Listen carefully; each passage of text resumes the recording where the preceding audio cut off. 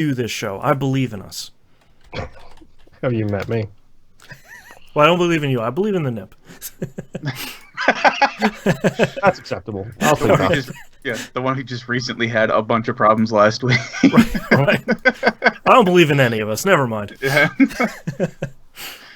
So, fun fact, I opened my already existing window for Mixer to check on the status of the stream for us, and it told me to open it in an app! Again! Yeah, really? Mixer, please. It's like every time it reloads the page, it reloads it into mobile version. It's just like, I don't know why it does that. It drives me nuts. Mobile version. Ugh. Do you have... I'm doing it right now. Do you have it where it's taking up like your full monitor screen, or do you have it where it's like halved? I have to have it halved because that's why when it goes into halved, it doesn't load the actual Mixer web browser. It loads the mobile browser. Gotcha. Because they don't have an acceptable shrunk version for web browsers. Because they're shit. Mostly, yeah. Kind of. I won't say they're shit, but they got to work on it. They're shitty. It needs improvement. Right. Yes. Are we sending this out to YouTube? We're definitely on Mixer now. I know that because here is the bunny butt. It says YouTube is online. Weird. Okay. Happy Easter to everyone. Yep. Everyone watching. Everyone hanging out. I'm getting my screen went weird. Boss, did you move the stream boundaries at all? What do you mean? Hold on. Hold up a minute. No. Hold a minute. You're fine. Okay. You're fine. I was about to say, I didn't touch anything. It makes it being weird. Oh, what? Talking about the chat screen? Yeah, I did. I don't know. I don't know what's going on anymore. I fucking Mixer, know. you've broken me. I'm too tired for this shit. I'm 2 days from retirement, goddammit. You can't send me in the field, Captain. Alright, you guys ready to kick this thing off? Yeah. Yes-ish. Sure, why the fuck no? Okay, starting in 3, 2, 1. Welcome back to another episode of That Video Game Podcast. I'm your host, Boston Dream. As always, is Moonpeer. Hello. And the Nimp. Hello. Patreon.com/E1M1. The ones are numbers. All the behind the scenes, early access, the cool stuff. Too much content. Go check it out. There's a lot of content, and you can put all that stuff in your podcatcher and listen to all of our exclusive stuff. Last week's Outcast episode was pretty good, and this week's episode is real weird already. Yes. So, Wait, wasn't last week's also a whole bunch of discussion about vaping too? yes, there was the a bunch Patreons, yeah. Good stuff. Good times. All right, let's dive into what you've been playing this past week, Mr. Moonpeer. Okay, some quick hits here, Boston. Feel free to not write any of these down if you don't want to, based on how much I talk. You're not the boss of me, but okay. Okay. Well, you are not wrong. Okay, so we'll start with Apex Legends. I may have taken too long of a break on Apex. Oh no. Because I've got like 3 weeks left in the season pass, and I'm at level 20. Oh, okay. Yeah, so expect Apex Legends to be mentioned a lot. Expect me to mention a lot how it's super duper grindy, because that's what I'm doing right now, because I missed like 8 weeks of daily and weekly challenges and stuff like that. Okay. I was just about to ask how long a season was, and long enough. Yes, definitely long enough. You can crush it if you play it even casually, but I took like a 6 to 8 week break, and I was just like, I'm fine, I'm playing it right now. Yeah. So yeah, I'm probably going to get burnt out on it again a little bit here, but we'll see. Then you'll take another 6 or 8 week break. It'll be fine. Yeah, exactly. And then this whole cycle will repeat itself all over and over again. Yep. It's just like broken tools. And the Apex knows my loop. My loop is 6 weeks break, play hardcore for 2 months, 6 weeks break. Right. I play hardcore for 2 months. Time is a flat circle. It's great. Yep. It's still fun when you play it with friends. If you see me online playing Apex, which I forgot I was appearing offline, so I may have been appearing offline for like 3 weeks and not even realized it, which is fun. Because normally the Dead by Friday crew pointed out to me and they're like, dude, you're appearing offline. Send us an invite. They didn't. Not once. For like 3 weeks did they point out that I was appearing offline. Maybe it was a test. They're trying to see how long you'll last. Fine. Like weeks apparently is how long it'll last. Leave me alone. I'm in my farm. But yes, if you see me playing Apex, just let me know if you want to play with me. I'm fine with that because I hate randos. Mm-hmm. A lot. Oh, I died in the first minute. Quit. It's like, no, come on, kid, don't. Okay. I got downed in the first minute. Quit is the better one. Because you can still get picked up and you can still get revived in Apex, but these people still just drop. I'm literally next to you, dude. Just don't. Okay, he quit. I pinged your banner to say I would be on the way. Right. Why did you wait until I was halfway there before quitting? Oh, God. Again, let me just reiterate. I hate randos. Yeah. Randos can go away. My wife is great. I am terrible. That is the important lesson to be learned from this. She's really good at video games, folks. Especially ones where you go pointy, pointy, shooty, shooty. Right. Like, she is especially great at those ones. I played a little bit of The Complex. Oh, a little bit more of The Complex. I really like that game. If you have any interest in like FMV, choose your own adventure, like 2.5 hour games that are really dumb fun, please go and support Wales Interactive. I want them to make more of these games. Yeah. If you're Welsh, go and support Wales Interactive. If you have Welsh blood in your system, go and support Wales Interactive. It's a tiny studio that make pretty high quality stuff considering how cheap they are. It's like $10 for a 2.5 hour experience you can do like 6 times. I gotta go by that. They're so good. Yeah. Like I just go support indie devs. Yes, especially that. Yeah. And then do what Microsoft do and steal all their ideas and put it into your new game. Whoops. That was a yeah, but they had Lance Reddick, so. Go away. I played a bit more of the Doom Eternal multiplayer, the Beast mode, whatever it's called. Mm-hmm. I actually don't know if it's called Beast mode. I should probably know that by now, but I don't. It has some name like that. I'm only playing it for achievements at this point. I have 1 single-player achievement left and like 9 multiplayer ones, because why not stick 9 multiplayer achievements in a Doom game, you POS?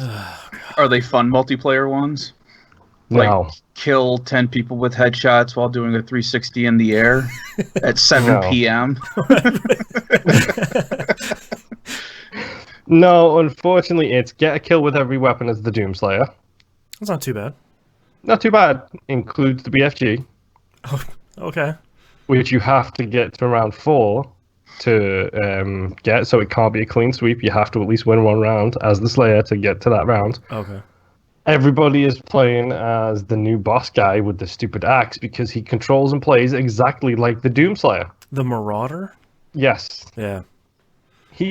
I played as him, and guess what? He plays exactly like the Doomslayer. Okay. It's like, so now it's basically a Doomslayer versus 2 Doomslayers, and it's a pain in the backside. Everyone on Twitter has such great things to talk about the Marauders. So happy you have to fight 2 in multiplayer. Uh-huh. Yeah. Exactly. Yeah. It's a nightmare. Is it an ultra nightmare though? That's the question. I was waiting for you to follow that up with some sort of Doom joke. Left the floor open. I mean, it's fun. It's dumb. Honestly, it needs balancing because the demons are way too powerful at this moment in time. Okay. Super powerful, and the achievements are all stupid grindy achievements, and I know I killed with at least 7 of the... Well, actually, technically, I know I killed with all 7 of the weapons, but I still haven't gotten credit for it, so go to hell, Doom. That's right. Not literally, because that's where you're most comfortable. Go to heaven, Doom. Right. Thank you very much. Ugh. But yes, Doom Eternal multiplayer, blah, blah, blah, blah, blah. Dead by Friday. Me, my wife, Rob, friend of the show, Justin, friend of the show, we all jumped in and played a little bit too much. Okay. And then Jason showed up at like 12:30 after midnight. Mm-hmm. And we played another round and let Jess shoot us all with the stupid chain gun. Mm-hmm. And then I went to bed and it suddenly became Call of Saturday because it was Saturday morning and everybody jumped over to Call of Duty. So sure, whatever. That's fine. Dead by Daylight is fun. I almost said Dead by Friday is fun. It is, but Dead by Daylight is fun too. Right. I did tweet out that I hit my million points marker at last. That's right. Congrats. I hit 1 million blood points. Blood punch. Is literally the most you can get in the game. So now I just have to figure out what to spend it on, and I honestly do not know. I just don't. It's like, now you okay, can invest and diversify your portfolio of blood points. yes, diversify my portfolio, get them, spread out my balance among all of the skills that I'm looking to unlock for other characters, and it will be really, really great. There you go. This week and last week, but I didn't mention it last week, I played an absolute poop ton of Poi, which I can't talk about right now. So join in next week, next Saturday, I believe it is, for the Game Club episode. Yep. Starring myself, me, the host of the show, me, the star. Big boss. That's Snake to you, thank you very much. Sorry, John. Boston, and friend of the show, Musum. That's right. If you want to play along with us, it's Poi, P-O-I. Yes, it is available on pretty much everything, I believe. Yeah. But yeah, we'll talk about that in depth next week. I can't really say a lot right now. I did beat the game, though, so Nice. it gives me a week to go through New Game Plus and get that final achievement that I need. I should probably start that. Yeah, you probably should. Yeah. Yeah. No, seriously, start it. It will take longer than you think. Yeah. I'm worried about that. Yeah. Behind the scenes, everybody. Yep, it happens to all of us. Like we'll all have it. Like where 1 month the two of us have played a game a lot, and then Musum's like, "I'm sorry, guys, I only played this much." And then the next month, Musum and you have played it. I'm like, "Dudes, come on." I put 3 hours into it. I tried. Yeah, and then this month apparently it's your turn to be the. I'm sorry, I'm a little baby and I didn't beat it. It's the scales. One side of the scale is We Roguelike It, and the other side of the scale is Game Club, and only one can win at a time. Well, even between those two podcasts, I find it funny when you guys really enjoy a game in either category, you go like full on into it. And if there's just like a hint of weakness in the game, it's like, I only played an hour of it. Right. Yeah, we're very cutthroat, where it's like, this is the best game of 2016, or this was trash. Yeah. Or it's the most innovative first-person shooter I've ever played. Yeah, exactly. That's right. That's too good. My final game this week. Because yes, I played a little bit of a lot, not a lot of a little. Okay. Which took me 5 hours to beat. Okay. It's Resident Evil 3. Oh. I saw your tweet go out for it. Yep, I literally started the game yesterday. Okay. I beat it today. Okay. 7 hours in game time, 5 hours actual play time, to give you an idea, because it tells you. That's a little short. A little short. It gets even shorter when you go to speedrun it, because I've seen people beat it in an hour and a half. Wow. Yeah. But that's with all the unlocks and stuff too. It's not, you trying to figure things out. So it's probably worth mentioning I have very, very minimal experience with Resident Evil 3. Yeah. 1, I played the living bejesus out of, or the unliving bejesus out of, if you will. 2, I did the exact same thing. Like 2, I'm pretty sure I wore out my PlayStation 2 discs with how much I played that game. 3, I played it at a friend's house and kind of never really put that much time into it. I feel like that's the common story for all of us, where it's like, 1 was this lightning crash, which is like, look, this is incredible, and 2 was just like, cool, 2 discs of that, like, this is incredible, and then 3 came out, and everyone was like, I'm okay. Yep. From what I understand, this isn't as direct of a remake as 2 was. Okay. Like 2 was pretty solidly, here is all of the steps you take to get through the mansion and do all of this kind of stuff. For what I understand, there are chunks of 3 that are missing. Yeah. Apparently that's for good reason, but I don't know because I haven't played 3. Okay. Nemesis is an interesting concept. Mr. X is better. Okay. Because Mr. X doesn't fire rocket launchers at you. That is a large difference, yes. Yes. Speaking of which, Boston, when are you going to add to our Patreon page the "We need 100 patrons, please, so Boston can play Resident Evil 7"? I keep forgetting. I'm sorry. Now, I want it added this weekend so I can tweet out about that goal and Yes, sir. get you to 100 so that we can force you to play Resident Evil 7. Oh my god. Can I play Resident Evil 8 instead? Nope. Okay. It's 7. All right. You Gotta can be play 7. the other Resident Evils to get you ready for 7. No, I'm just with the rumors of Resident Evil 8, it sounds like it's interesting. Yeah, it Yes. sounds interesting, but But you have to play 7 because it's genuinely terrifying. Okay. Speaking of which, though, this is done in the RE engine again. Shock, shock, horror, horror, I Yes. know. The Rengen. The Looks engine, pretty. yes. It's an amazing engine. Yeah. And fun fact, this game starts in first-person mode. That's cool. Yeah. It transitions for its first-person mode, exploring a room, and then you look into blah blah blah blah blah, mirror scene, zoom out, you're behind the back. That's cool. It's- That's fun. Really well done, and it's like, okay, good. This is the RE7 engine, just like I thought it was, except you've obviously put some smoochy boochy touches on the top of it and made it look incredible again. Right. There are definitely reused assets from 2 in this, and I'm not talking about the police station. Obviously, the police station is going to be reused. Obviously, the cop How in the could they? lobby, who's played by the same actor and voiced by the same dude, is going to be the same model. Right. I'm talking The about... lazy devs. How could... I- how, yeah. I don't know what this says about me, but I'm talking about the sewage people. I'm talking about the piles of poop in the sewers is the same piles of poop I trotted through in Resident Evil 2. Okay. And it's not the same sewer system because it's a different layout and it's different in many different ways. Sure. But it's the same piles of poop. Right. But this is your Saru system. Right. That's Yes. right. That's right. These are my Yes, pile of exactly. poops. But, I don't care. It's a fun game. It's stupid. You get a lot more ammo. You feel a lot more offensive, much more than you do in RE2, which is kind of the whole point of the game. RE3 is more action based, and then they take it to 4. The booty shooty, as I heard it referred to today. I did hear that today. A lot Yeah. of people saying, I can't believe Capcom would announce they're working on a Resident Evil 4 remake. It's like, you sure? You sure about that? Mm-hmm. Sure about Capcom's Resident Evil series? Yep. Yeah. Tell me a game that they're selling more copies of other than Monster Hunter. Right. I don't... Yeah. It just They don't have that doesn't exist. Yakuza money. No, they certainly don't. But no, it's a fun game. It's short.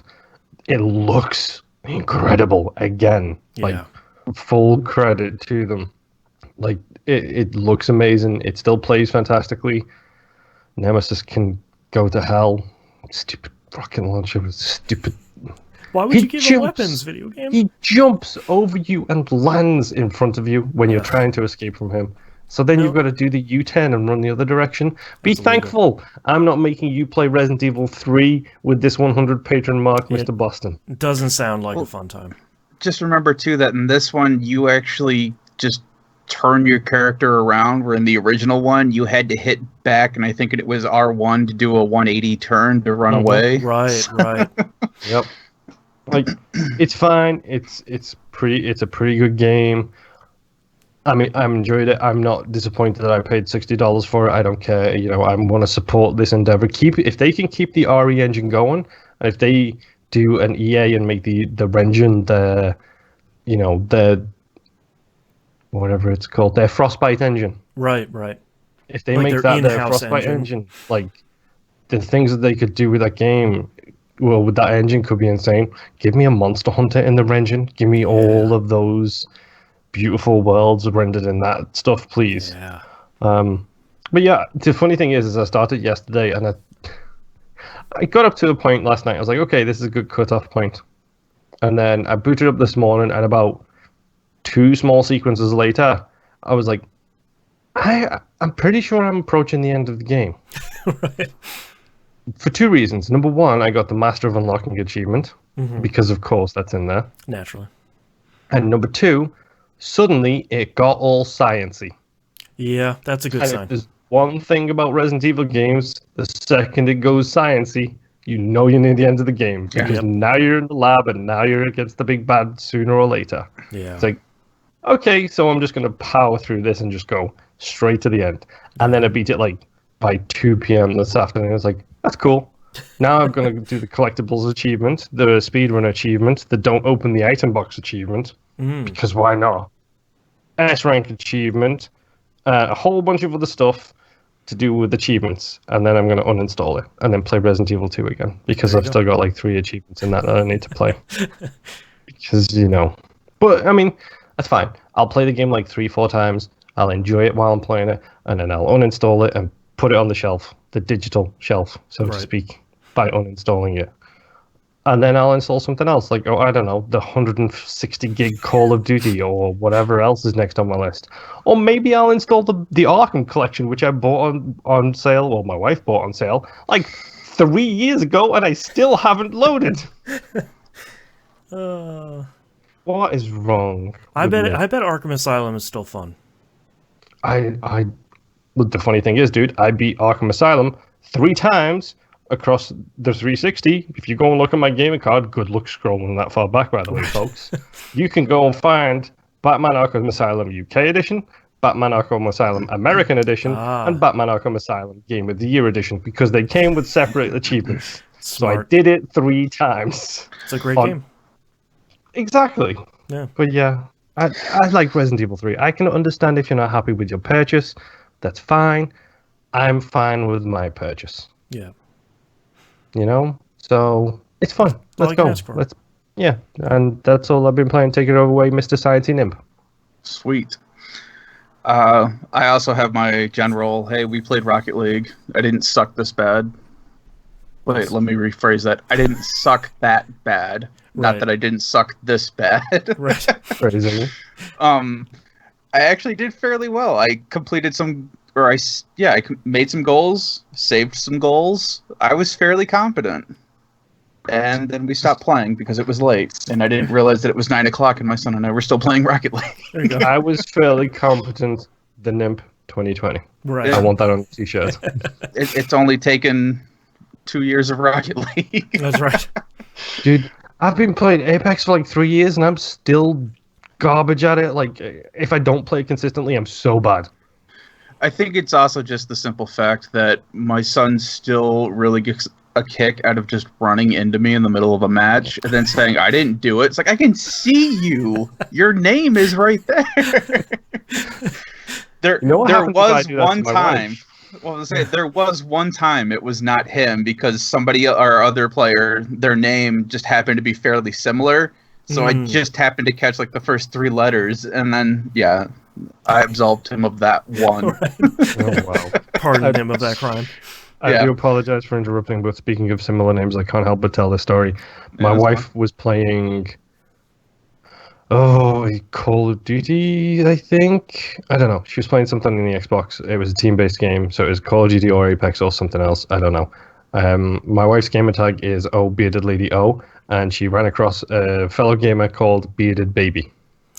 I saw that on Twitter. Sent him a message saying, "My son," and there was some very good interactions between the two of them. Yeah, he was like really the MVP, and it was like, Siege, because he got the MVP or something or won the last round, and she sent him a message saying, "Mom was so proud," and he was like, "Thank you, mommy." That's awesome. Like, real good. Yep. It's great when messages can be shared and they're not full of vitriol and hatred and bile. Yeah. I think I just would have been confused more than anything else. Like, who the hell is this person sending me a message? Right, like, what are they? I'm not here at King Shame, but what's going on here?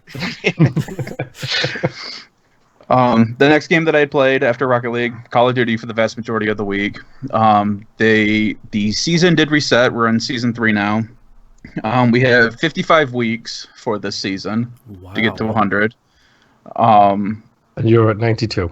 No, I'm at like 70 now so they don't do prestiging anymore. What happens is at the end of every season, whatever your highest level is, it goes on some Wall of Fame BS thing or whatever, so you could look back on it. Oh, right. I don't know why it matters, but but then it resets your level. If you were above level 55, it resets you back down to 55. Okay. And if you were below 55, you keep your level. 55 is just the sweet spot. Once you hit it or go Okay. above it, it resets you down to that, and then you go back up to 155. That's interesting. So I think I made it to like 100. I was either 139 or 140. I wasn't really trying that hard for level. Yeah, exactly. But now I'm back up to 70 or 72 or something like that. I haven't bought the new season pass because I'm going to do the same thing I did last time, is just see how far I get into it, and then if I happen to get close enough to 100, then I'll buy it, because I have enough of the coins now, because I bought the last season pass, so I have enough of the in-game currency to buy this season if I want to. Yeah, that's what I do with Apex every year. It's like, I don't care if I get to every season. It's like, I don't care if I get to 100. If I get my premium currency back, I buy the next one. That's it. Yeah. But like your weapon levels and the stuff that you've earned for your weapons, you keep those. That doesn't reset. The commendations that you get, like the little challenges, like, hey, do 3 no-scope headshots or whatever, and you get your little stupid ribbon that gives you your XP bonus. Those reset, which is fine because it's just extra bonus stuff. It doesn't really matter. And that seems to be it. So that was one of the things that I was worried about, because it used to be that when you prestiged, you just lost everything and started from scratch. Right. Yep. And if that's how this was going to be, I was not going to continue to play Call of Duty. Right. Because I had no interest. But yeah, it's been pretty fun. Played a lot of Plunder. Played a lot of Warzone. Mostly hardcore multiplayer. Which, I don't know, there's like, in the season update, for some reason they've changed something with the shields. You can choose to have a riot shield as your main weapon, which is basically bulletproof, and they changed something with it positively, so now everyone's just camping with riot shields, and it's a real pain to play the game. Great. Yeah, like any standard Call of Duty game. So Right. Yep. Yeah. Eventually there will be campers, but whatever. Some annoying meta. Yeah. But whatever. Next game that I played, an oldie but a goodie, Yakuza Kiwami. Yeah. Ooh. I am in chapter 8 now. All kinds of just fun, crazy stuff. I was helping. It does. I was helping a lady sell matches, and this one guy was hell-bent that I was selling drugs on the street. And he bought my matches and said that he is going to go to his apartment and try these, and I am pretty sure he is dead now. You don't get any feedback. Yeah, you don't get any feedback on what this guy, what happens to him. Was there any fire alerts? Like any houses on fire notifications? Dude is just gone. Oh man. And I am at the part with Majima where apparently he is hiding in an alley waiting for me to find him. That is the point where Majima Everywhere failed for me. I had no idea where he went. Like I can't find him. Yeah, I couldn't find him at all, and like I never progressed past that, because he's like, Kiryu-chan, I'm hiding in an alley, and I'm like, I don't. You got to give me something better than that. Like, Kamurocho has 500 alleys. Well, why does he sound like it? Because he is. Well, he has popped up out of like garbage cans and stuff. So yeah, because his Yakuza family calls you and says, "Hey, the boss has been missing for like a week now. Yeah. Last we heard, he said that he was going to be finding you to fight. Have you seen him?" And you're like, "No."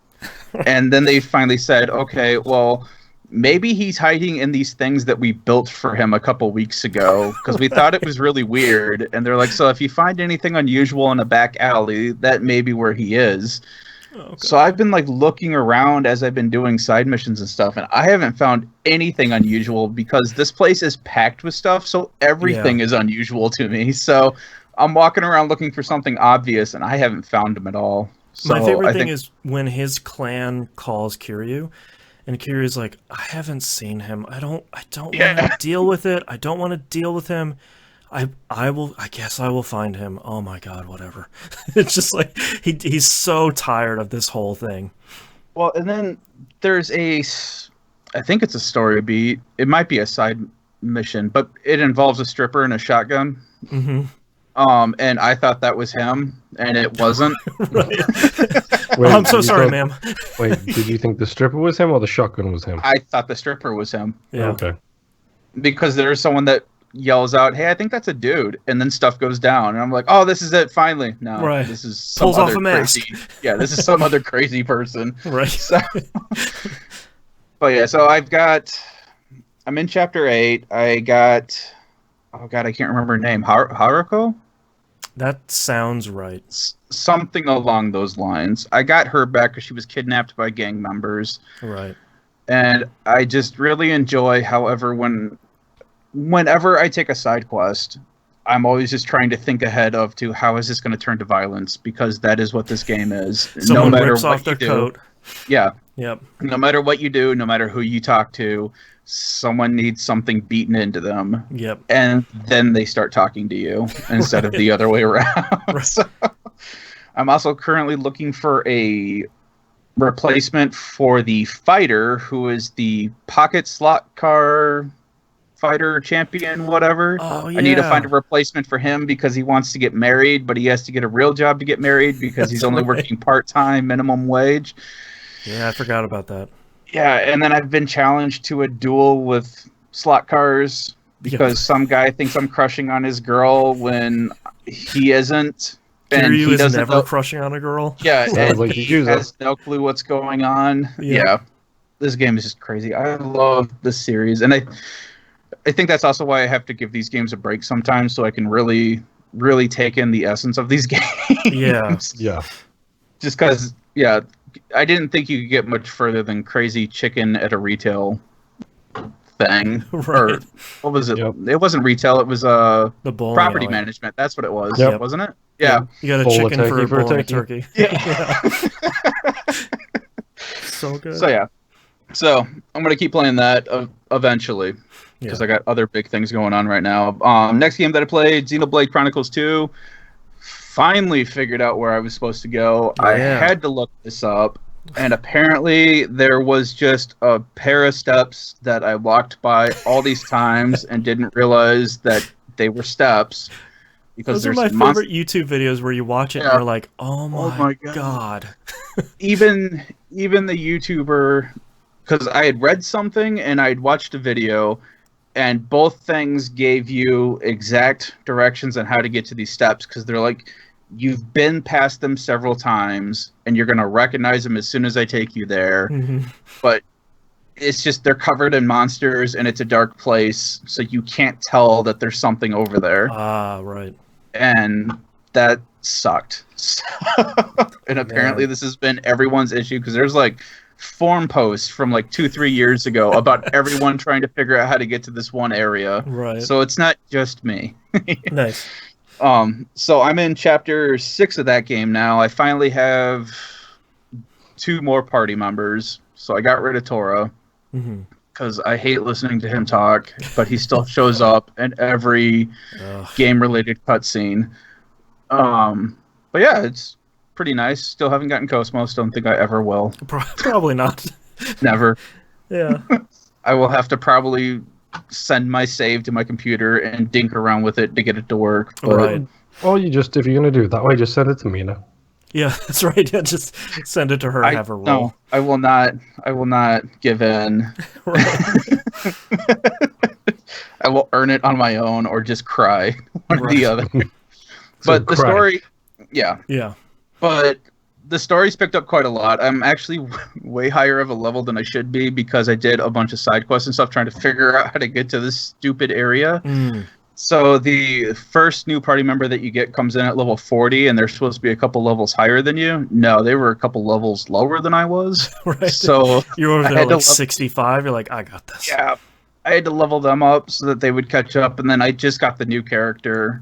I'm not going to go into who all they are because they're story Sure. spoilers, but for anyone who would want to play the game. But it's pretty cool. The story's picking up really fast. I'm just mainlining the story right now because I'm so high level. I don't need to do side quests right now, Mm.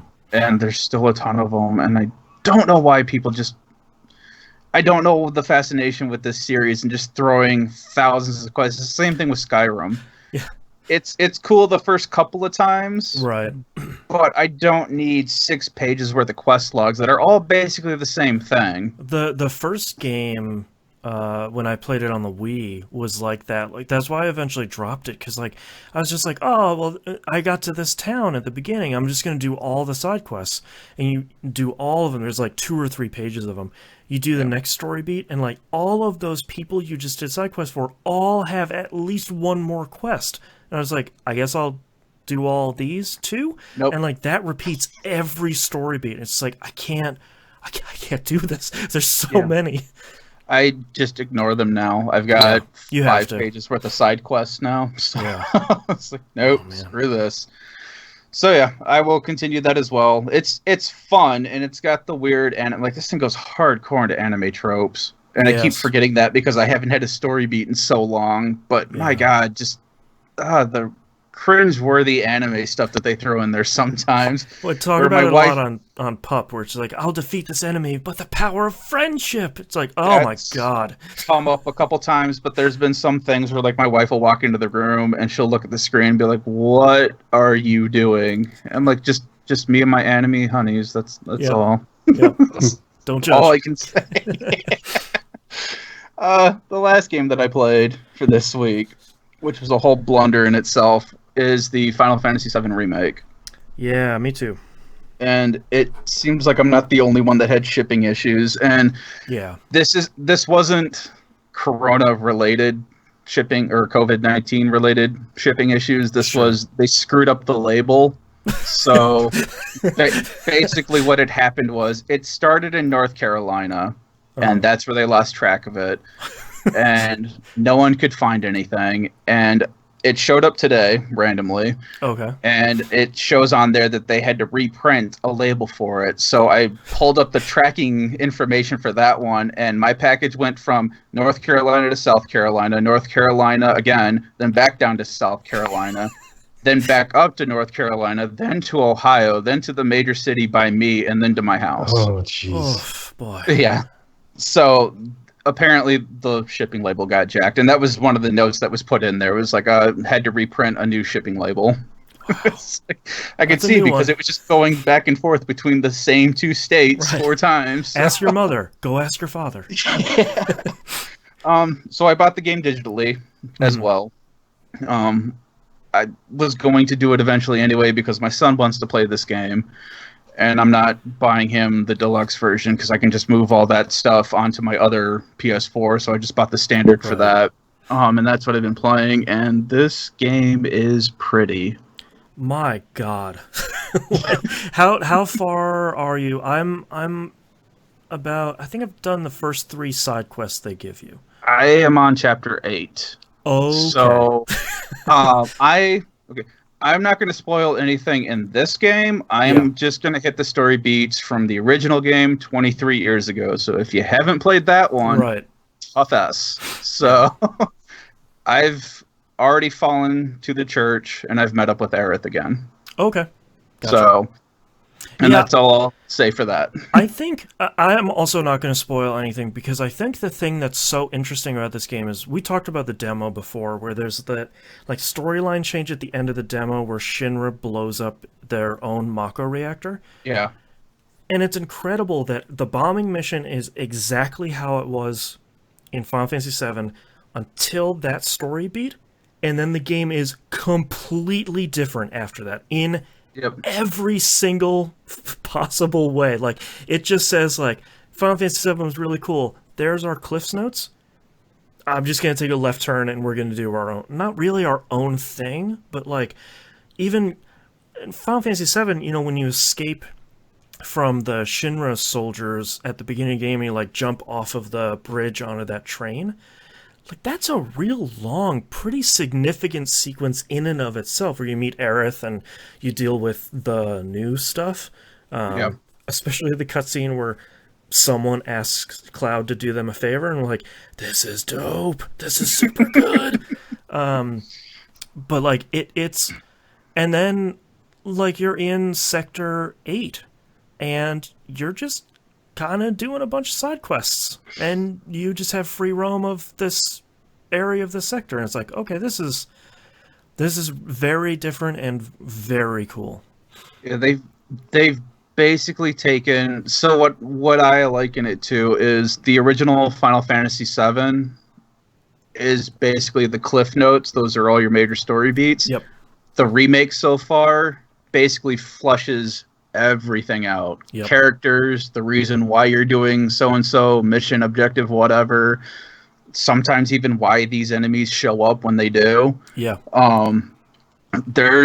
They've expanded on a lot. The focus on 3 particular characters right now is way more focused than what you get in the original game, which is great because you get to learn more about them, and especially one who's a major flirt, and you kind of get that in the original game, but they really hammer it home on this one. So.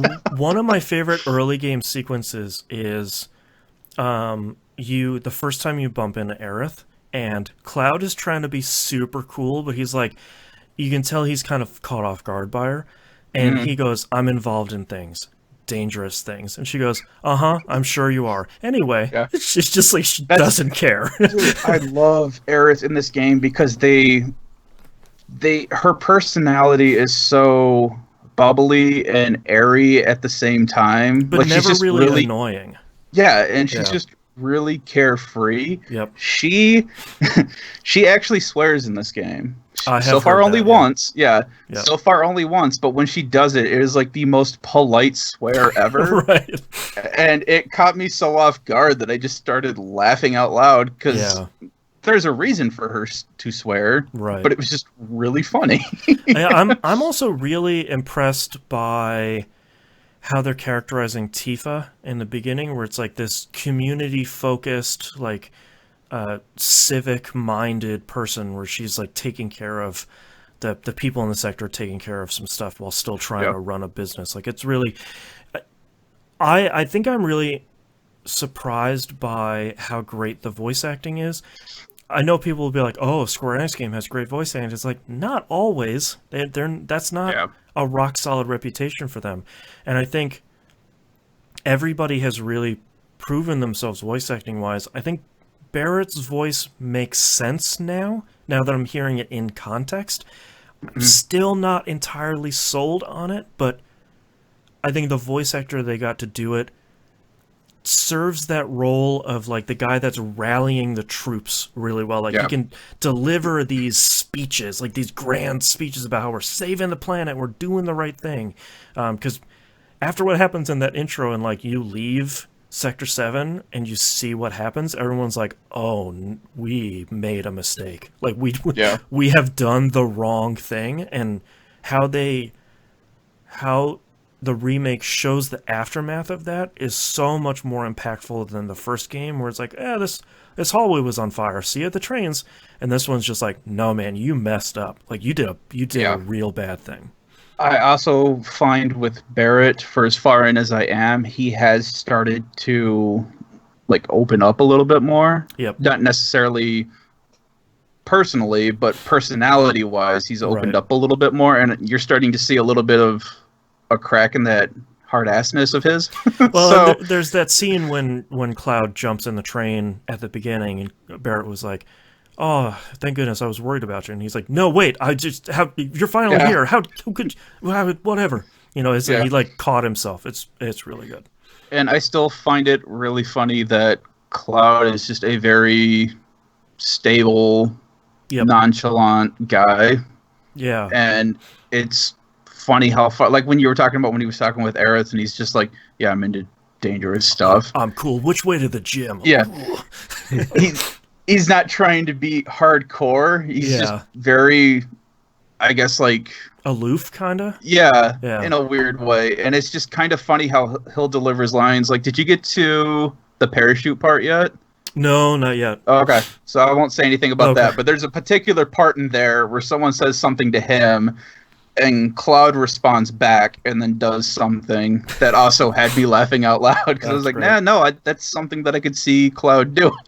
I do like that they spend a bunch of time zooming in on his eyes, Because for anyone that has played 7, Cloud's eyes are a significant thing. And I like that the game really early on is sort of like, look at what's going on with his eyes. That's super weird. I think that's... And on top of that, boy, the soundtrack is really good. That was another thing I was going to bring up. The soundtrack and just the general noise in the game. Like going through Sector 7 and stuff, you can hear construction going on in the background as you're just walking around exploring. Yep. The way that the soundtrack, like, it has a really great dynamic soundtrack where it's sort of flowing between songs as you're going and doing things. I wish the soundtrack... I'm mostly playing it in headphones, so it might not be the same issue if I was playing it on TV speakers. It's a little quiet. I'm playing on headphones too. Okay, it's a little quiet in the mix. So like anytime you walk by like a jukebox or someone who's selling the in-game music CDs, those are like way louder than the soundtrack itself. So that's a little bit weird, but like so much of it is the right orchestration of this soundtrack that I love. Because like I have a lot of mixed feelings about the original Final Fantasy VII. It is an uneven experience, but the soundtrack is incredible, and to hear that brought forward, like the first time the battle theme comes on, I'm like, ooh, oh, that's good. That's the good stuff. Like like Aerith's theme comes up the first time, and you're like, crap, this is still such a great song. Like everything is so good. Have you come across the Hip Hop Chocobo song yet? Hip Hop to Chocobo is really something. Like especially when you find it in the world, because you can buy the music in the game. Yeah. And then you can put it into a jukebox at 7th Heaven. That way you can listen to it anytime you want. Yeah. But how you find it is you just randomly hear like a different song playing in the background. All of a sudden, your top left, there'll be this music icon with a bunch of question marks letting you know, hey, this is new music, you haven't found it. And I hear like the Chocobo theme, and I was just like, what is happening with this version? But it's all like auto-tuned and has a beat under it. It's just like, what? And you buy it and it says Hip Hop to Chocobo. It's like, oh my god. Yeah, this is incredible. It's this guy, when you buy it from a guy who's standing in front of a business, and it's any rapper you've seen out in the wild of, hey, this is my single, you want to buy it? It's and he pulls out from the Yep. back of his trunk. And It's really good.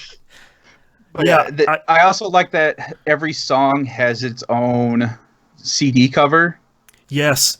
Which is really awesome, and it all has its own special artwork. Yeah, like the sort of like EDM version of the Prelude theme has like this really appropriate cover where it's like, oh, this is like a graphic design is my passion sort of cover, and it's like this is really good. It's really good. Koshimal in chat has a question for you guys. Sure. Koshimal says, I'm still wondering how they're going to figure out doing this scale of remake for the whole game. They turned hours in. That game was about 70 hours originally, so this has been 14 games. Haha. I feel like I've only played a couple hours, so you know, I know there are significant storyline changes, and that's all that I know so far, because I'm really trying not to spoil myself on this.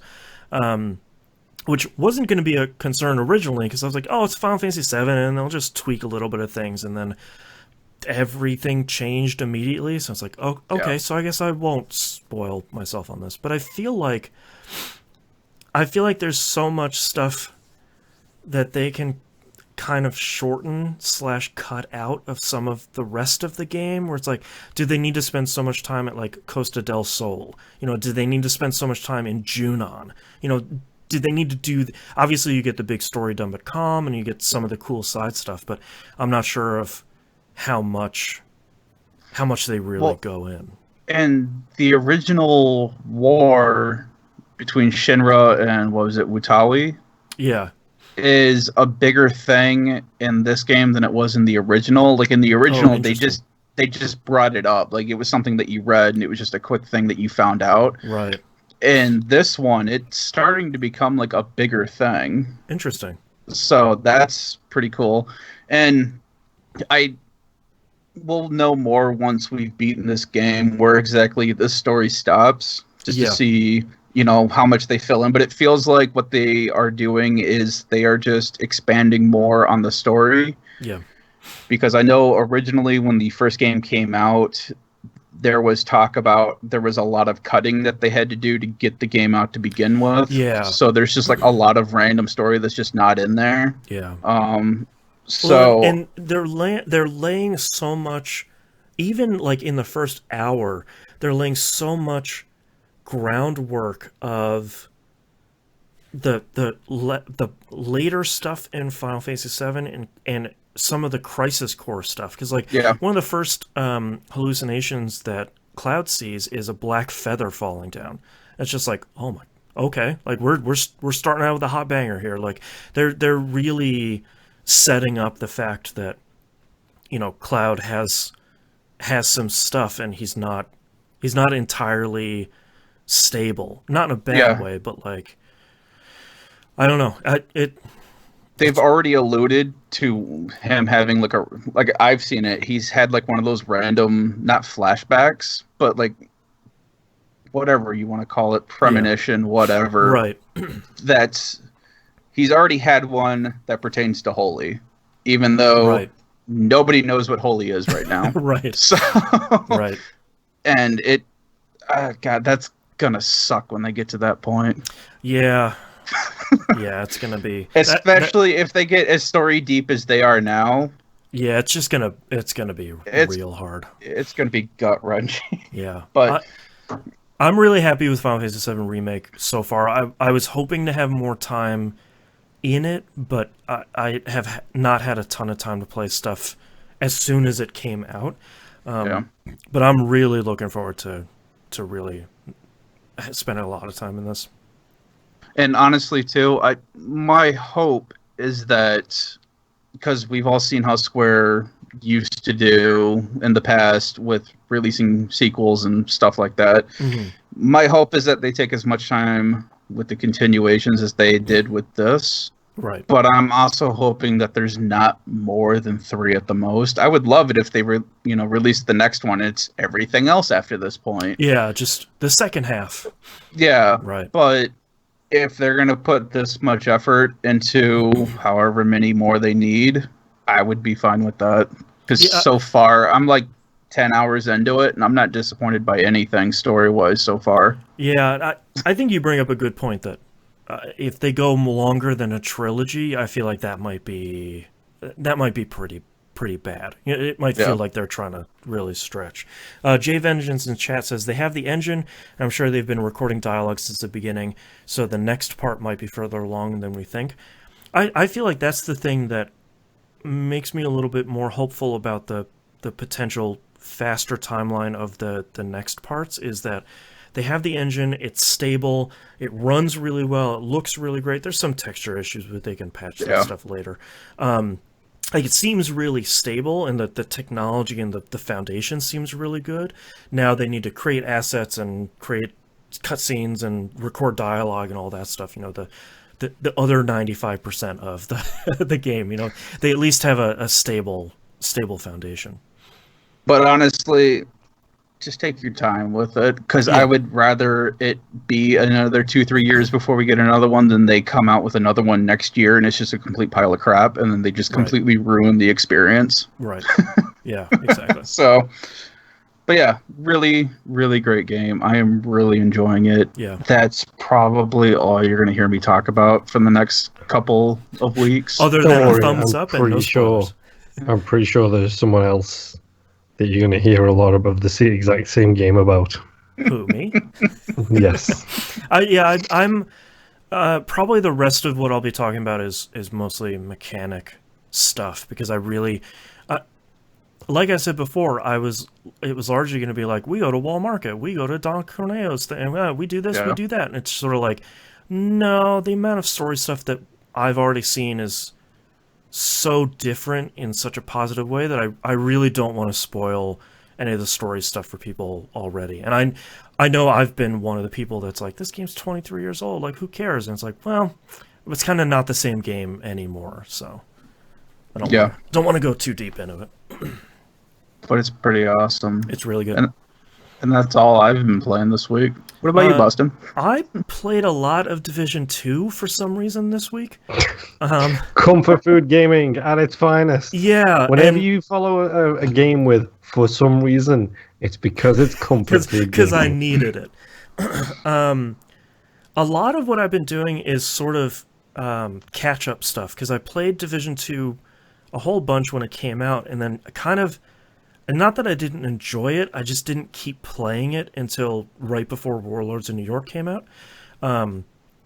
So I'm sort of playing catch-up on like, oh, okay, there's all these cool side missions, and there's all these cool things. Like, I had missed one contaminated zone, so I was doing that, and I was picking up a bunch of collectibles. And this week I was working on all of the exotic craftable guns that I had never gotten, where it's like I had 2 of the 4 parts, and I just needed to do these things to get the blueprint.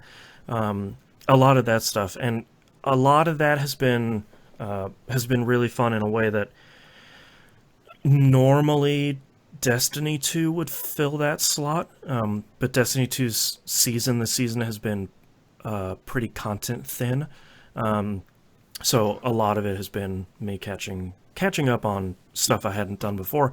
And also me, for, I think, the first time in Division 2, going to the Dark Zone, which was sort of a problem because I ran into the bug that's been going around right now, which is sometimes when you... Poor phrasing there. Yeah. Sometimes when you do an extraction and the helicopter comes to the ground and like drops the rope down so you can attach your contaminated stuff, that tanks your frame rate. And it's not so much that it was tanking my frame rate, I was getting low frame rate, is that I was getting hitches. But the hitches were lasting for 2 to 3 seconds. Oh, jeez. And like it was still accepting inputs, so I'm like trying to go behind a wall, and I'm sitting there, but my camera is spinning around because it thought that I was holding left on the right stick, and it sort of ruined my fun in that for a while. But I left that Dark Zone and went to another one, and that one was totally fine. Like the other 2 were totally fine. And the Dark Zone was pretty much what it promises to be. It's PvPvE, and you're fighting a bunch of dudes, and some guy with a totally meta build comes up behind you that you didn't even see, and just blat, and you're dead, and blat, and now you can respawn. Yep. And the Division 2, when Title Update 8 came out, which is the Warlords of New York update, they changed pretty much everything in the game. To say that it has gotten a cold reception is putting it kindly. Wait. People online don't like something. It's the community is in revolt right now because they came out and they redid the loot system completely, and I think their intentions were really good, but I think it missed the mark largely. And they're putting out pretty rapid patches to kind of quickly do incremental fixes, and that stuff is making a pretty significant change. A lot of the gear sets when this new armor system came out were just totally broken. By a lot of them, I mean nearly all of them. So like they've been fixing them as they've been going on, and it has been frustrating as someone who likes to run gear sets like that. But the game has had a problem where the enemies are way overpowered in a really significant way.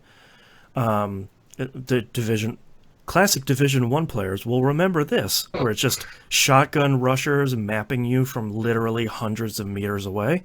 And it often is no fun. So there's been a lot of revolt in the community that was fairly strong, and then they banned a lot of people for that DPS exploit, and just the whole community has been on fire.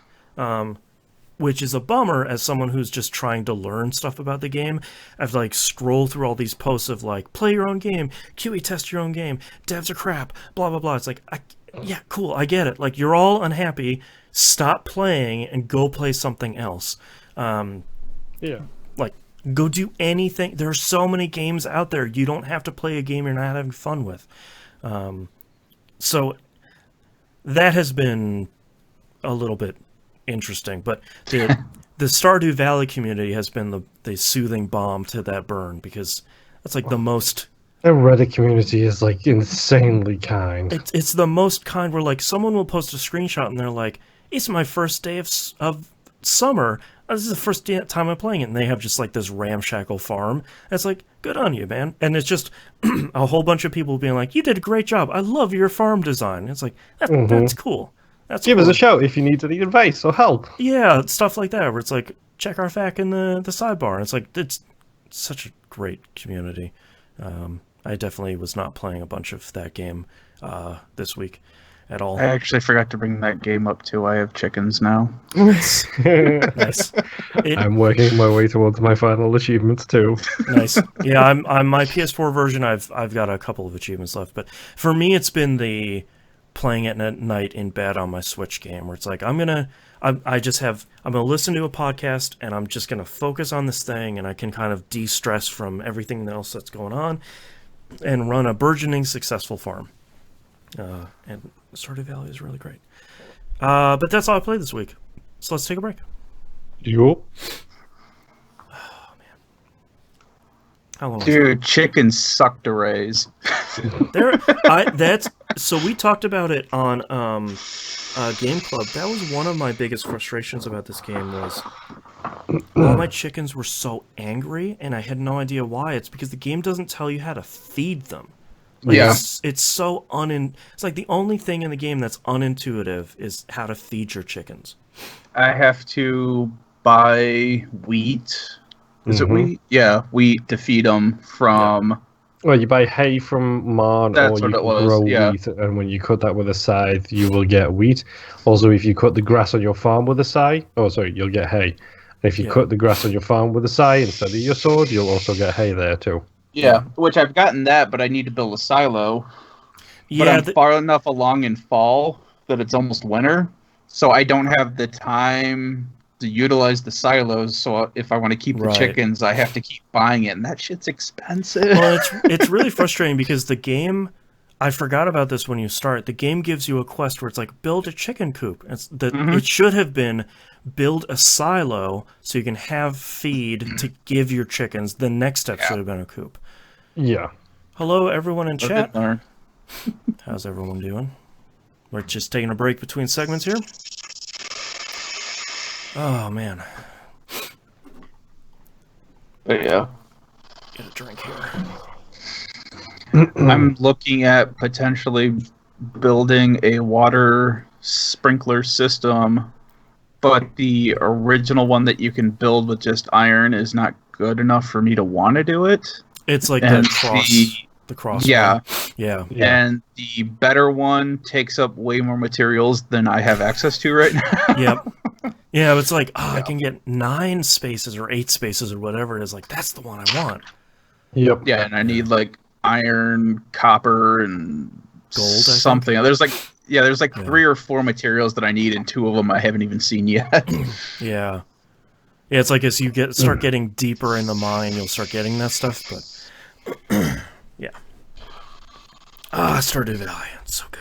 I think I'm down to like level 30 in the mine. I just got the new sword from the mine. Like, you get down to a certain point, there's a chest with a new sword in it, and I have that. Yeah, I think that's where I stopped. Every once in a while, I'll go back to the Adventurers Guild too, because as you hit certain milestones, like unmentioned milestones in the mines, he'll start selling better equipment in there too. I keep forgetting to check him out because I never think about him until I'm like done mining, and then it's already like 10 p.m. and he's closed. Yeah, they like open 2 p.m. It's just like, I'm already done with my day, man. All right. Are you guys ready to get started? Yep. All right, starting in 3, 2, 1. Let's talk releases for the week of April 13th, 2020. Nothing. There's just kind of really nothing coming out this week. Not even like really cool small indie games. Just Bunch of random stuff on PC, and that's it. Yeah. So let's move on to news stories. The not DualShock 5 has been revealed. Sony just kind of dropped some pictures and an article that I would not have believed that this was the new controller unless they had posted a blog post about it. It's called the DualSense. Yeah. And it sure looks like a thing. Yep.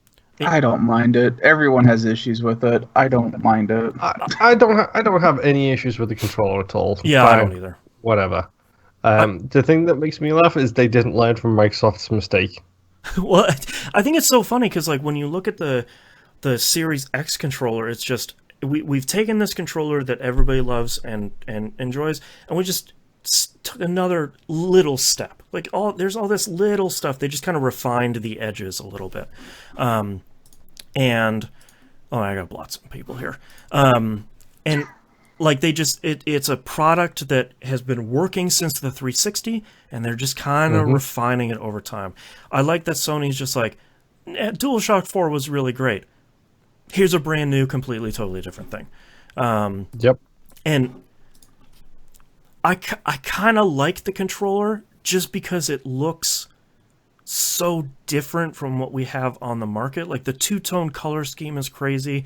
I think the blue on the sides of the touchpad, I think that's actually the light bar now. I sort of wish they would put out like a GIF of it changing colors. That would have made a lot more sense. But yeah, like it looks like it looks like a DualShock 4 controller. It looks good. I'm gonna wait and pass my judgment on its bumpers and triggers because the DualShock 4 is garbage with those. Yeah, so they came out with a bunch of buzzwords where like there's a haptic feedback system, which I think the Xbox One X controllers had at launch. Original Xbox One controllers had it with the triggers. Yeah. So those are cool on the Xbox. Super happy those are coming to PS5. They're doing adaptive triggers, the L2 and the R2. Sounds like the same thing that the Xbox One controllers had, which is also great. A really interesting thing is they have a built-in microphone array. So they're saying like the controller has a microphone in it that it looks like the button at the bottom is the mute and unmute button. So if you just gotta send a quick message to someone or just say like, hey man, invite me to the party, whatever, unmute, you can do that, but you know you're gonna want a headphone, a headset anyway. So get ready to mute everybody you play video games with on a PlayStation. Get ready for the Xbox Vision Cam version of audio for the PS5. And really, so Sony. Speaking of, Sony did confirm the controller has a 3.5 millimeter headphone jack in the bottom because they showed shots of all the other angles of the controller and just not that. The changes to the controller, the options button is the same, but now it's a hamburger button. That's Microsoft. That's the mistake Microsoft made. Yeah, that's the one they didn't learn from. It's really weird that they just the old one on the DualShock 4 just says options, and you know which button that is.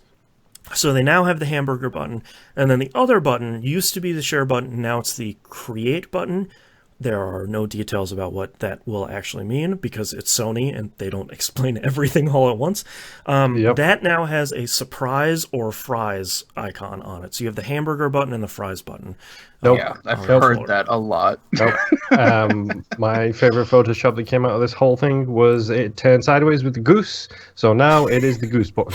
There you go. Button. Yeah, you have the honk. Yeah, the honk button. Yeah. I think it's cool that that Sony isn't just putting out another DualShock controller. I really want to get it in my hands to see how it feels. It will probably feel just like the DualShock 4. That would be my guess. It looks like it's splayed out a little bit more, though. At least in the pictures. I haven't seen it physically, angled out a little bit. Yeah, I think that's because the touchpad is angled a little bit. I think that's kind of neat.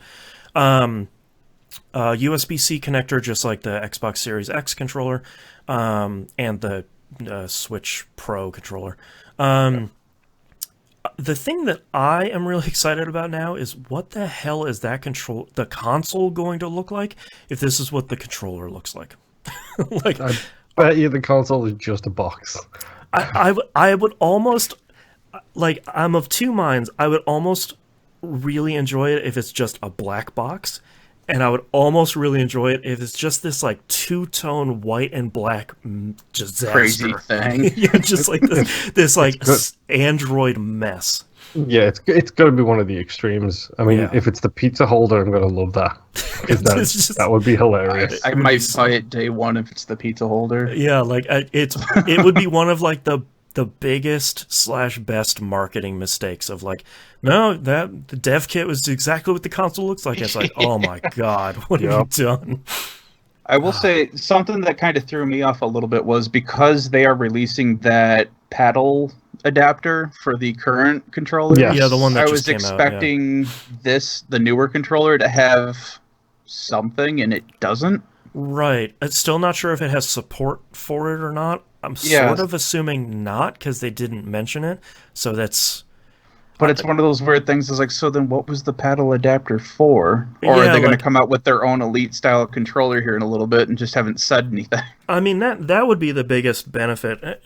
I would almost say normally they would announce it at the same time, but it's Sony and they never do that ever. But yeah, that at least the paddle thing is cheap. At the very least, it's less than $30. It was like $24.99 or something. Something like that, yeah. Yeah. Yeah, so it's not super expensive at the very least, but yeah, well, just a super weird thing to drop on a Tuesday with a screenshot that really looks like a art school student's concept design and be like, no, that's the controller. It's like, oh, okay. T-Bomb Rocks in our Discord, who usually is the one that posts the news stories the fastest, was like, oh, that's the real one? I thought that was a joke. It's just like, yeah, no, that's what it is. Yeah. Next news story here. The ESA has announced that E3 will not have an online experience this year after all. This is pretty unsurprising here. They've said, quote, given the disruption that brought on by the COVID-19 pandemic, we will not be presenting an online E3 2020 event in June. Instead, we'll be working with exhibitors to promote and showcase individual company announcements, including on e3expo.com in the coming months, end quote. I think reading between the lines, that was like, whoops, everyone else moved faster than we did, so we got pushed out and we're not going to bother. So here's a bunch of trailers.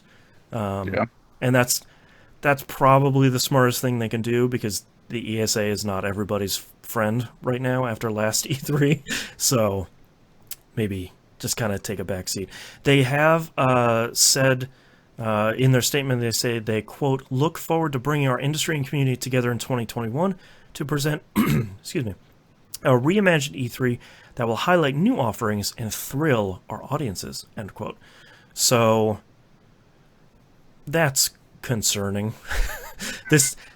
I wonder how much it will be interesting to see what all the studios and publishers do around E3 time this year, because if all of that stuff gets so well received, I feel like E3 2021 might move closer to the PAX end of the spectrum, where it's largely a fan show where press get early access exclusive interviews and stuff like that, but it's largely a fan show as opposed to just an industry show, which I guess begs the question, why bother when we have PAX already? Yeah. So interesting. This year was going to be a formative year for E3 anyway, and then with the pandemic going on, I think that sort of forced their hand into significantly changing what they did. So we'll see. Just a couple months until our not E3 2020 extravaganza episode. I'm not entirely sure what we'll be doing, but there'll be something we'll be doing. Say from the way everything was looking, it looks like we might have people doing stuff the week before, the week of, and the week after. Yeah. Yeah, just kind of like, here's our trailers and here's our inside Xbox and all that stuff for for the E3 week, our special June episode, that sort of stuff. Yeah. Last news story: Rogue Legacy 2 announced. that's it. They showed some concept art, and it looks really great. It looks like more Rogue Legacy, and I can't be more excited. So, super, super pumped for that to come out. Glad that Cellar Door Games are still going to be putting out games after Full Metal Furies was really not poorly received, because everyone who played it said they really liked it. It's just no one knew it came out. It's on Game Pass right now if you want to try it. I've heard it's good. Yeah. And I haven't played it, which I guess I'm part of the problem. Anyways, moving on to questions. Jimbo Jangles sends us an email here. Says, hey, TVGP, Jimbo Jangles here. Remember custom/detachable frame face plates on the 360? I completely forgot about that until just badly reading this email right here. I remembered.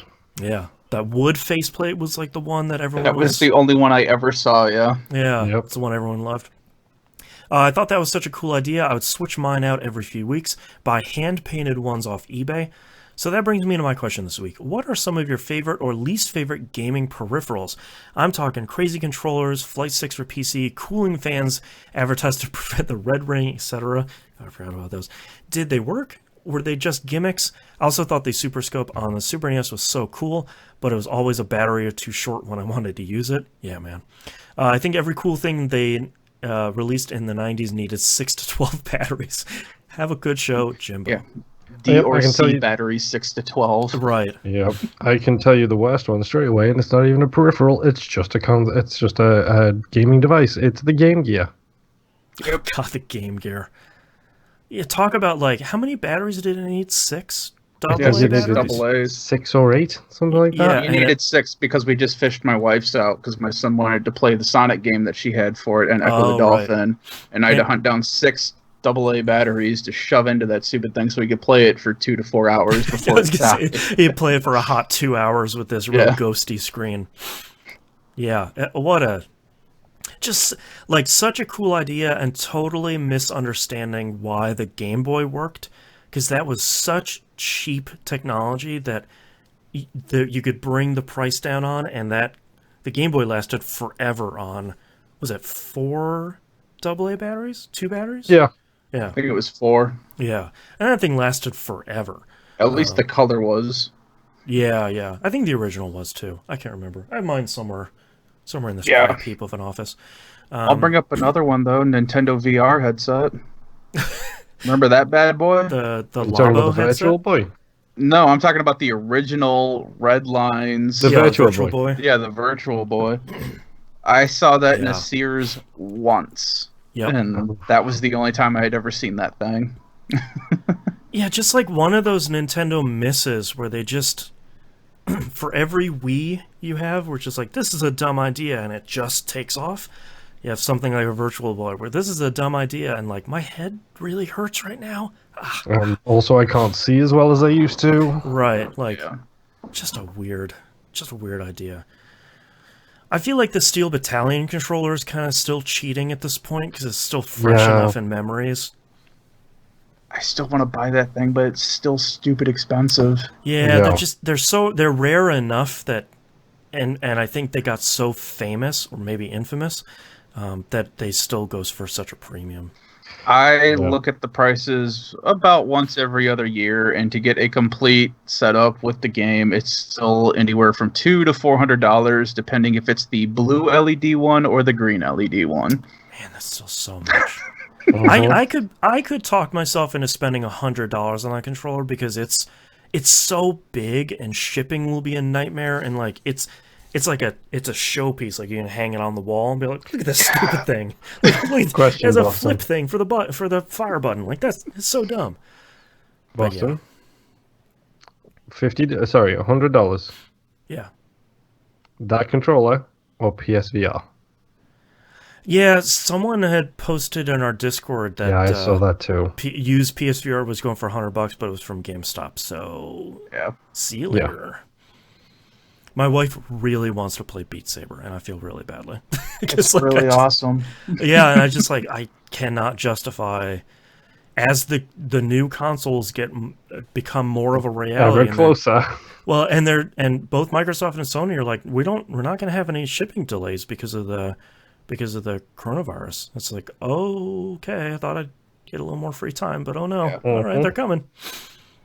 As for other peripherals, though, the HOTAS that I have for my Xbox One, freaking awesome. Yeah, Love that thing. If I found out HOTASs can go forwards compatible, I may end up investing in one. But I've got to get the console out the way first, Right. and then I'll think about HOTAS after that. I keep looking at stupid expensive flight sticks for the PC. Yeah, So that's that where the real problem is. it really, really is. Yeah.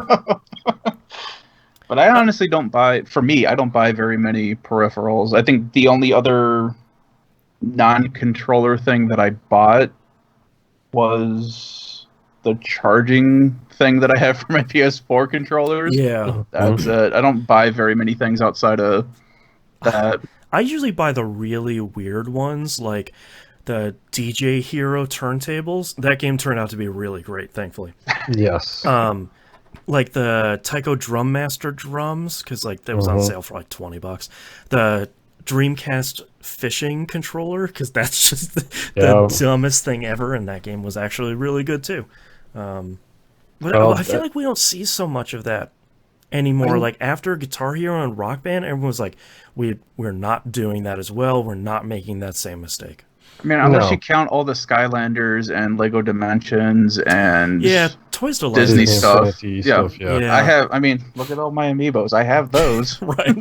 Yeah. I have a couple of amiibos too. The most expensive peripheral I ever bought was still the Elite controller, and now the Elite 2. And I'd say it's worth every penny because those controls are incredible, but don't. I just happen to like my paddles, you know? Well, and I feel like that's a much more sensible purchase because that's like an investment piece. Like this is the thing you're always going to use when you're playing, even if you don't use the paddles or any of the extra features. It's like you have to use a controller, and here's a better, super expensive version of the regular controller. So if you're playing on that platform, that's going to be your investment. Yeah. I still think the worst is forever going to be, and I don't care who says what, it's going to be the Dreamcast and the GameCube controller, which both existed, which has keyboards in the middle. Because why not? I still have a problem with the Dreamcast controller in general because the plastic around the D-pad isn't flat. It's higher on the right side than it is on the left side. So it's just I did not know that. It's really weird, and every GameCube controller that ever came out is just the weirdest and the worst. But yes, like all those Phantasy Star Online controllers for every platform where it's the two sides of the GameCube controller with just a full keyboard in the middle. It's like, that's what I was going to ask was, I remember that now that you bring that up. Yep. God, that thing looked crazy. It's so crazy. And it's not even like, there was that chat pad for the 360 that had like the tiny QWERTY keyboard in the middle. It's just like, no man, here's a full 102 button keyboard right here in the middle between the two C sticks. Like, it's just really weird.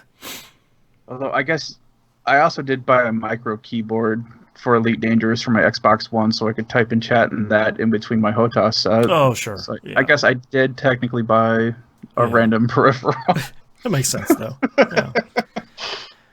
T-Bomb Rocks asks a couple questions. He says, what's the most ambitious game of this generation that just did not hit the mark for you? If you could sequel the game, what would you change? No Man's Sky starts on a world that doesn't kill you.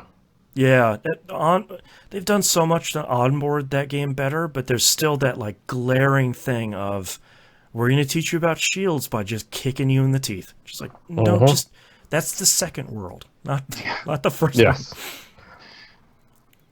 God. What other ambitious games this generation? I feel like very few things have landed for better or for worse like No Man's Sky did. Yeah, PUBG. Yeah, but even for me, I wasn't even looking forward to like PUBG or No Man's Sky. Those are just games I fell into. Yeah. So I don't have anything for those, but... Oh, I know the most ambitious game that's been released this generation. It's Kingdom Hearts 3 because it exists. It's a playable thing that I have finished. Thing, yeah. That's true. I could get behind that because it's parts of it I like, and there are other parts that I'm like, I don't know what's going on anymore. Right, Oh, it's still a Kingdom Hearts game. Oh no. I think I hit that threshold where it's like, I'm too old for this. Yeah. Mickey's talking about the darkness again. I can't. Not with you, Mickey. Mm-hmm.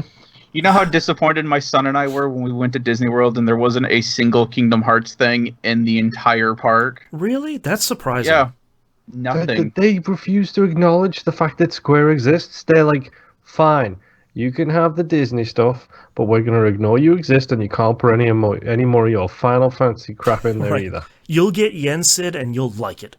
I just thought having King Mickey in there would have been cool. But or like a life-size Keyblade for like $400. Like, something, because I can buy... I mean, if you look up on my shelf, I have a lightsaber from Disney World. Oh, that's right. Yeah, I forgot about that. Yeah. Yeah. Where's my Keyblade? What are other ambitious games this generation? Maybe that's a problem that we can't think of anymore. Ambitious games for this generation. My personal favorite, and Nimp will probably agree with me here, Elite Dangerous. Yeah. They literally have running... What's it called? I don't. Galaxy Simulation? That's the word. Simulation of the entire, not just galaxy, universe. That's true. And that includes stock levels, trade prices, supply, demand, political influence, backwards and forwards. And they have it running across 3 platforms. Right. And they all affect each other.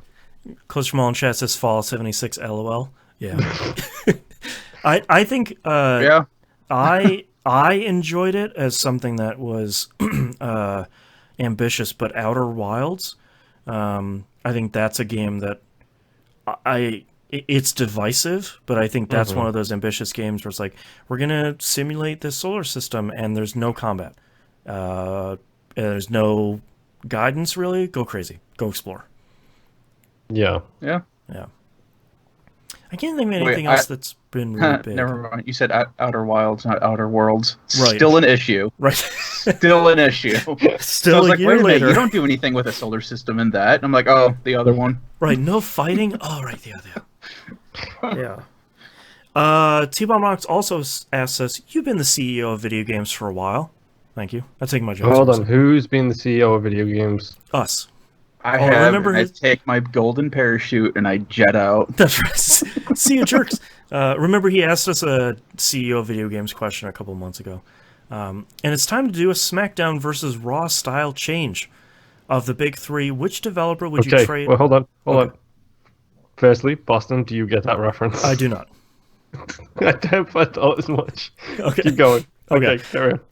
Of the big 3, which developer would you trade from Sony to Xbox and then to Nintendo, etc.?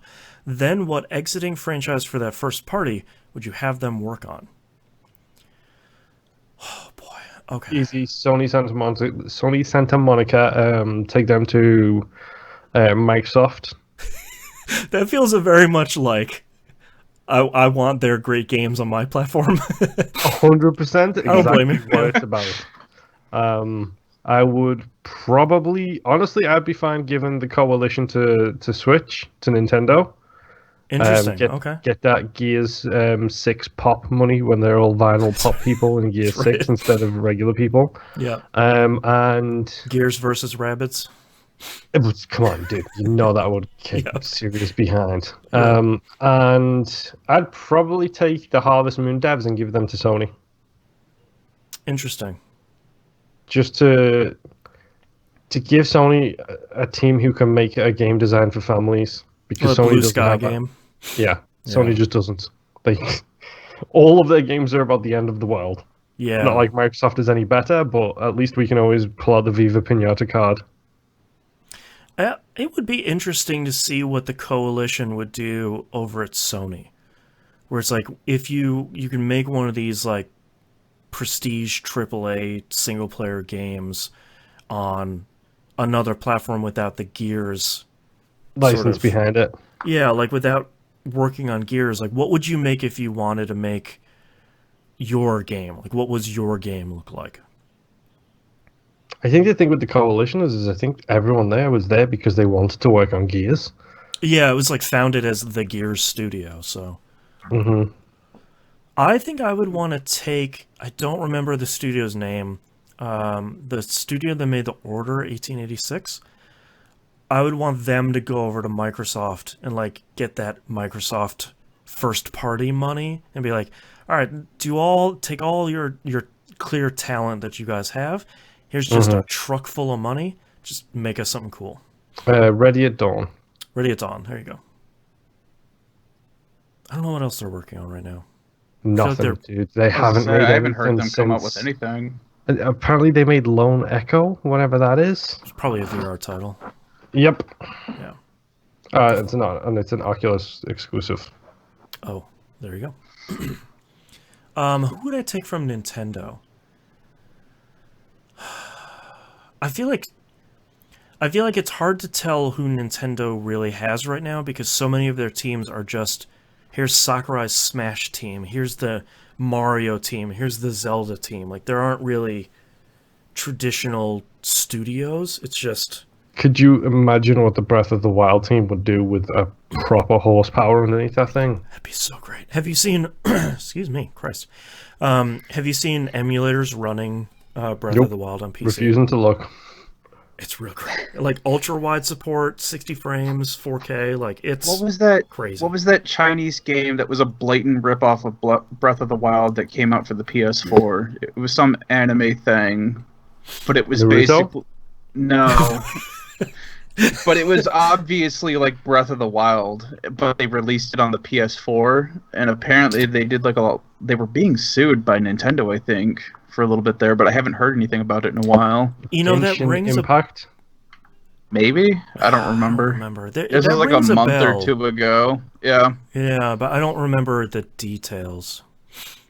Because I know that there was a pending lawsuit, but I don't know if anything ever came of it, because all of a sudden COVID happened. And Right. Yeah. All right, Jay Vengeance asks our last question here of this week. What is the best or worst gaming lie you have told? Recently told my 8-year-old niece that Final Fantasy VII Remake is called Remake because the first one was so bad they spent 20 years remaking it.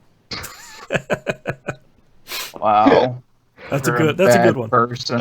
As someone who has younger family members, I did do the classic grown up telling a child about video games thing of telling them that they were controlling the thing going on the screen. Oh, you'll be a player too. Oh, you're doing so great. You're just you're that other car.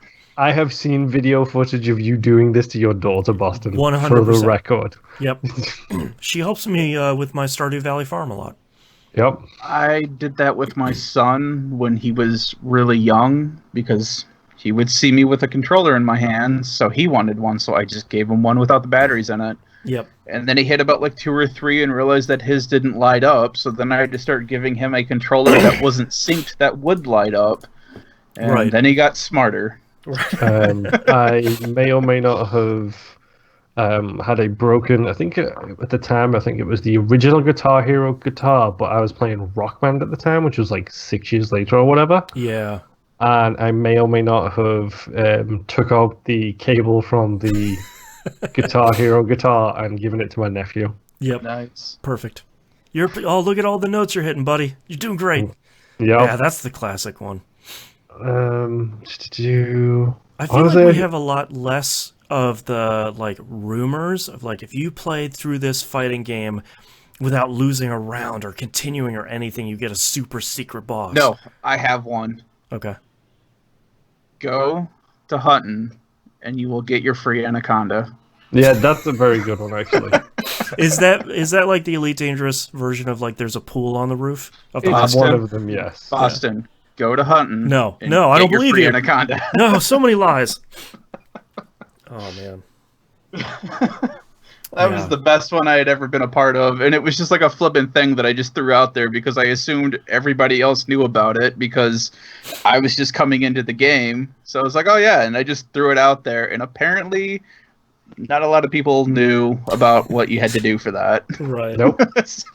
Coast Jamal in chat says, I told my 7-year-old he was my character during Just Dance because he's a sore loser.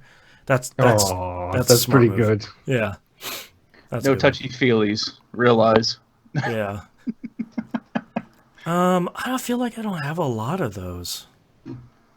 A lot of stuff in the arcade where it's like, someone arcade knows was where all this stuff went. Yeah, like a friend of a friend beat the Simpsons arcade game without continuing, and they got a super secret unlock at the other mall across town.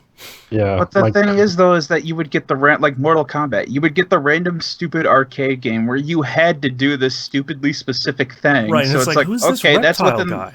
Yeah, it's like, all right, that's within the realm of believability. Yeah. It's the whole thing with like two truths and a lie. Because it's like, okay, you tell someone how to do a fatality, it works, and they believe you once. You tell them about the animalities, and it works, and they're just like, oh, okay. And then you tell them the third time, now beat it without, losing any health at all, and you'll unlock this super rare thing. And then the new Mortal Kombat comes out, and that's the thing in that game now. So. Right, babalities are real, and it's like, oh no, they were... What was that in Mortal Kombat 2 the whole time? Yeah. Mm-hmm. Ah, that was the good stuff. So what we learned is that Mortal Kombat is the lie. That's right, Mortal Kombat lies. Mortal Kombat builds the lies and makes dreams happen. That's right. Mortal Kombat is the dream maker. And then Mortal Kombat 4 came out, and that was a dark time. Yeah. All right, thank you very much, everyone, for questions. That's our episode this week. TVGP.tv is a place to go to find and follow us on the right-hand side of the page. Patreon.com/E1M1. The ones are numbers. $5 a month. That's all it takes to get all the cool extra and early access content we have over there. It's a lot every week. What else do we have? Like Moon said in the first segment, we got a brand new Game Club recap happening next weekend, which I need to cram for now. And I think we have an update on your editing for the new stuff. Yes, I have found a theme music and like an intro music. So I got to work through the backlog of those and then edit all the videos. And then, well, I think we're about halfway through season 1 right now. Yes. Halfway through the halfway point of season 1. Because each episode is a 2-parter, and it should be 9 episodes. So we're almost... Yeah, it's turning out... I don't want to hype it up. It's turned out really great. We're having a lot more fun than I was expecting, and it is turning out really great. So I need to really focus on editing that stuff and getting it all together.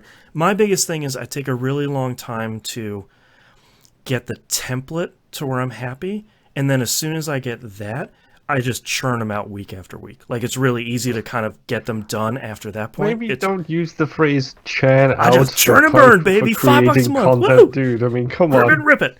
So it's just... So I'm almost at the point where I can really start pumping them out. All right, that's our episode really this week. Thank you so much, everyone, for listening. See you next week. Bye. Bye. Okay, so... Before we go into titles, before we do all that stuff, I've got some bad news for you, Boston. Yeah. This episode's going to be a nightmare to edit for you. Uh-oh, what happened? Around about the 1 hour and 23-minute mark, my monitors all went black. Again? Is that why your camera changed zoom functions? Probably. I don't know, because I can't see Skype right now because it's frozen. Cool. And my Audition decided it wanted to stop recording at that point, which was lucky because I just stopped talking and I consistently stopped talking right up until the point that I got it all reset and could continue recording and write down when I started talking again. So you're just going to have to find a way to slot me into the right place, roughly. Well, I had to do it last week for the NIMP. So 2 weeks in a row. Sorry about that. That's okay. Do you what's your timestamps?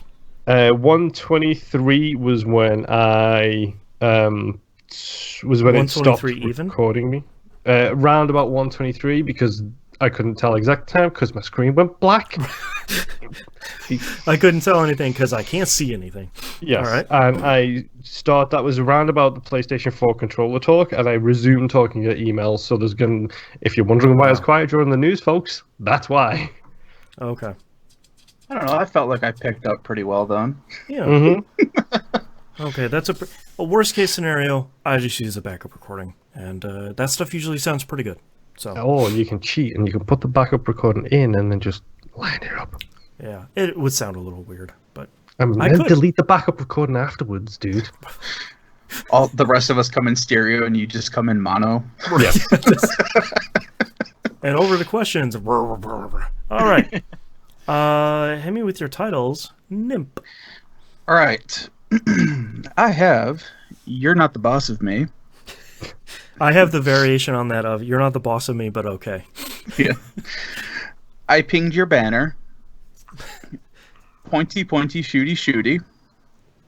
I feel like we've had a similar title to that before, like Probably. Shooty Shooty Bang Bang, maybe? Something, Probably. yeah. Yeah. Is it an Ultra Nightmare? Go to Heaven Doom. What was that one? Invest and diversify your blood points. Broody Shooty. The Digital Shelf. It Is What It Promises. And Shotgun Rushers. All right, Moon, how about you? Super grindy. I Hate Randos. Pointy pointy shooty shooty. At 7. It makes sense in context. If you don't believe me, then that's your own problem. Re-listen to the episode. I At 7 is a good title. Yeah. It got all sciencey. I was fairly competent. That's my boy. This one probably gets a veto, but stripper and a shotgun. Yeah. Bowl of turkey for a turkey. For some reason, totally meta build, because I've never heard that phrase before and it makes perfect sense. The Viva Pinata card, churn them out and grip it and rip it. I have You're Not the Boss of Me, but okay. My Wife is Great. I Am Terrible. Go to Heaven. It Got All Sciencey and Totally Meta Build. For me, it's It Got All Sciencey, and as much as you hated Boston, grip it and rip it has got to be in it. And totally meta build. It's between those three. Totally Meta Build. I like It Got All Sciencey and Totally Meta Build. I like You're Not the Boss of Me, but okay, but I think it's better in context, and I think it's a little too long. Mm-hmm. Nymph. Trying to think. I think I like It Got All Sciencey. Whose background was that? Probably mine. There's kids outside yelling. Oh, okay. I was like, God, is that my kid? No. She's so loud, she goes across the country and then back through. Yep. Just reverbs. I'm okay with It Got All Sciencey. Mm-hmm. I need to put an EY in there. I'll look it up. I didn't put an E in there, but I'm probably spelling it wrong because my handwriting is garbage. Yeah, I'll have to look it up and see if there's a... Difference in quality. So neat. So thick. So nice. So delicious. A scribble. Phrasing. I'll have to look at it and see what the Oxford Dictionary has to say about the word sciencey. Don't trust nobody from Oxford, dude. Even I know that. There you go. All right, let me know when you guys are ready. I'm ready. Oh, man, I don't know. For once, Moon is like, I'm ready, let's do this, let's go. And Nip's like, bad news. Yeah. Jimbo Jangles in chat says show title, Finding Chickens at Retail. That one's good. I think I got something. Okay. All right, starting in 3, 2, 1. This is That Video Game Podcast, episode 651 for April 13th, 2020. It got all sciencey. The doors open themselves. Density is a property of matter. Wow. Can't even talk now. Screw this podcast. I'm done.